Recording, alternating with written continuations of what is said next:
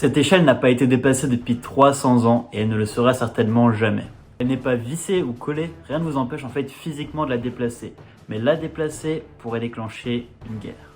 Cette échelle se trouve dans la vieille ville de Jérusalem, sous cette fenêtre de l'église du Saint-Sépulcre. Cette église abriterait les deux lieux les plus saints du christianisme, le lieu de la crucifixion du Christ et le lieu de sa résurrection. C'est pour cela que de nombreux ordres chrétiens se disputent l'église et en revendiquent la propriété. Aujourd'hui, ce sont 6 ordres chrétiens qui se partagent l'église. Il y a l'ordre grec-orthodoxe, arménien apostolique, catholique romain, copte, éthiopien orthodoxe et finalement syriaque orthodoxe. Ce partage dure depuis un accord de 1757 promulgué par le sultan ottoman Osman III. Il impose un statu quo dans l'église, c'est-à-dire que rien ne peut être modifié ou déplacé sans l'accord unanime des 6 ordres qui partagent l'église. Et puisque les relations entre ces différentes communautés sont très tendues, cet accord est appliqué à la lettre sans aucune exception. Cela conduit à des situations absolument incroyables. Par exemple, en 2002, un moine copte a déplacé une chaise de quelques centimètres pour s'asseoir à l'ombre.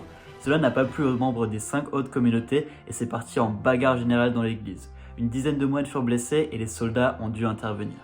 Il s'agit là d'un exemple banal parmi des dizaines d'autres. L'échelle inamovible, elle, est devenue le symbole ultime des divisions au sein du christianisme. Elle avait simplement été oubliée par un ouvrier en 1728 et est restée sur la façade jusqu'en 1757. Elle a donc été mentionnée dans l'accord de partage et ne sera pas déplacée jusqu'à ce que les différents ordres chrétiens se réunissent. Autant dire que ça risque de prendre du temps. Et que se passerait-il si on déplaçait quand même l'échelle? Est-ce que ça partirait en baston général, voire même en guerre? Eh bien, figurez-vous que l'échelle a déjà été déplacée 3 fois en 3 siècles. En 1981, un homme essaye de la voler mais est immédiatement arrêté par la police israélienne. En 1997, un farceur réussit à la voler et à la cacher pendant plusieurs semaines.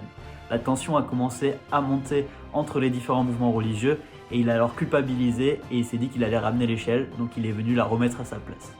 Jusque-là, cela n'a jamais dégénéré, mais la situation n'est pas prête de se calmer et l'échelle restera témoin des tensions qui règnent au sein du christianisme.